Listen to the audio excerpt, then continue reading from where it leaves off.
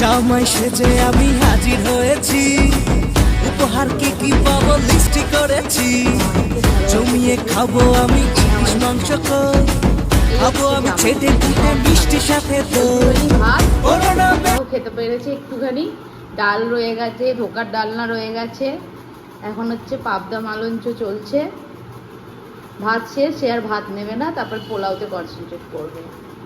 এখনো ইলিশ বাকি আছে, তারপরে মাটন, পোলাও, মিষ্টি, স্যালাডে তো এখনো হাতই দেয়নি। কেমন লাগছে খাওয়া দাওয়া? আর কর্নালির দিয়ে এটার জন্য টেস্টটা বেশি বেড়ে গেছে। কর্নালিকে থ্যাংক ইউ বলে দাও। Thank you.